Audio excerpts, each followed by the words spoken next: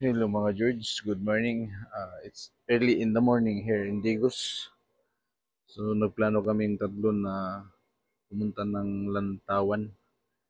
Somewhere sa, nabilong siya sa Santa Cruz. So medyo malapit-lapit din siya sa Digos. So ito yung first time ko na gumala habang nandito ako sa Digos. So let's go! Anyway, kasama ko pala si Joshua at saka si Janjan. So tatlo lang kaming umalis ng maagang maaga. So, sobrang lamig mga ka-George. Sobrang lamig yung hangin na lumayakap sa'yo. So, buti na lang may extra jacket si Joshua. May pag-cover ako sa hangin. So, let's enjoy the morning. Let's do it. So mga George, gamit kong motor, motor ni Kuya Abi. So, special driver natin si Joshua. So, let's do it.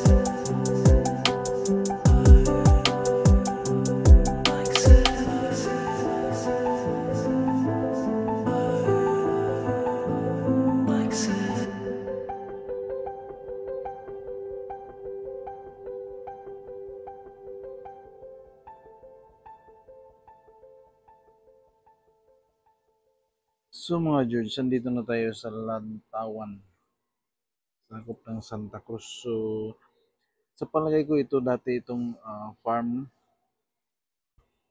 Nyogan. Ginawa na lang nilang tourist attraction. Dahil yung tourist attraction, medyo madali yung income dun. Dahil yung pinaka, para siyang overlooking ng Santa Cruz. So tanaw mo dito, ang exciting part dito ay yung sunrise. So maganda ang sunrise dito, tanaw mo. At ang simoy ng hangin na presko. Sobrang lamig. So masarap dito, Diyos, yung magkape ka, habang may kasama ka o gusto mong feel yung lamig ng nature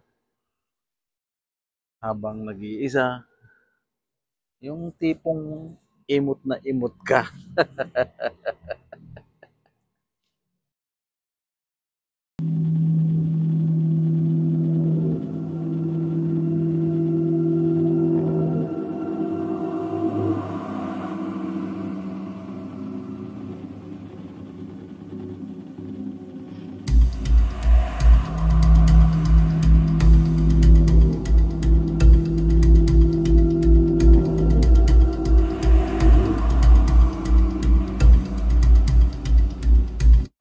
Hello mga George. So dito kami ngayon sa may Lantawan, sakop ng Digos, Santa Cruz. So overlooking siya at isa siyang park. So magandang park, pwede mag-camping at pwede ka ring magdala ng buong pamilya dito. Pwede ka ring makarent ng cottage. So entrance dito 20 pesos lang. Mura lang yung entrance, 20 pesos. Panalo ka na dito. Maganda dito early in the morning, mga 5 o'clock. Andito ka na para yung sunrise, maabutan mo. So malawak siya. Maganda dito, tambay-tambay lang. Yan, marami nagka-camping. So, it's nice here early in the morning talaga. Kasi pag tanghali na, medyo mainit. So, yung kalsada puntang Davao. Yung highway na yan papuntang Davao. So, yun. So, pumunta lang kami dito para magkape. Of course, sightseeing. So, may playground din yung mga bata dito. Entrance 20, kape 15. Pwede na. Pwede nang mag-enjoy buong pamilya dito. So, mas maganda dito yung picture. Yan. So, pwede dito buong pamilya. At magkakaibigan, ganun. That's it. So, kasama ko dito si Jandan.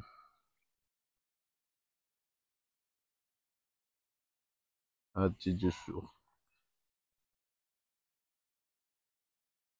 Nagkakape lang kami dito. Then din kami magtatagal kasi. Waiting kami.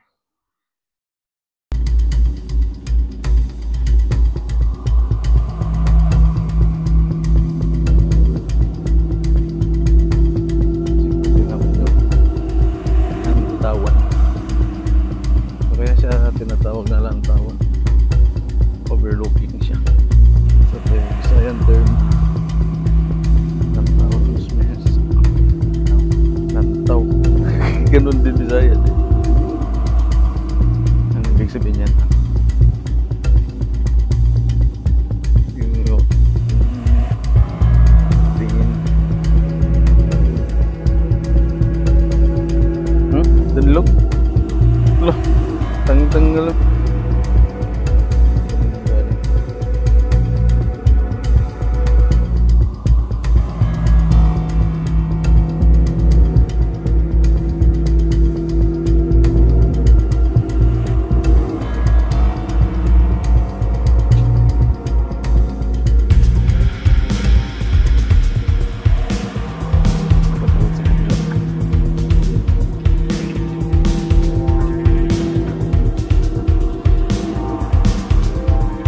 Creek pala dito.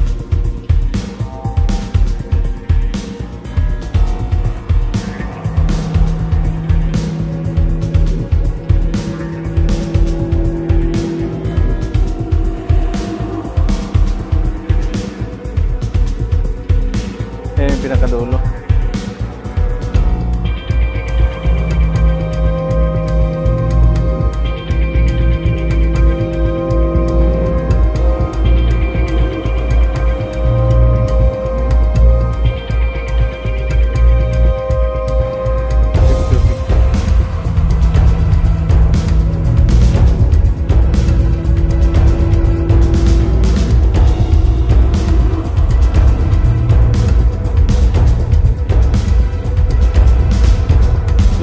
paso natin sa baba.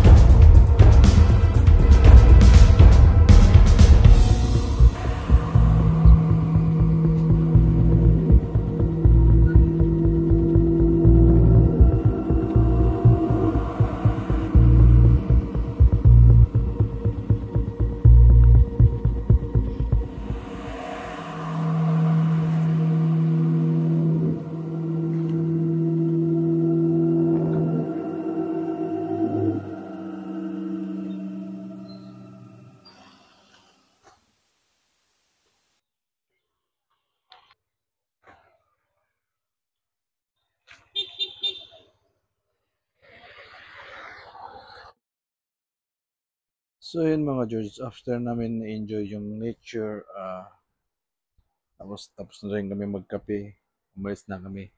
So ano pa inaantay kayo? Punta kayo dito, basta mas maganda 5 a.m. in the morning. May enjoy nyo yung sunrise, sobrang ganda, kitang-kita nyo.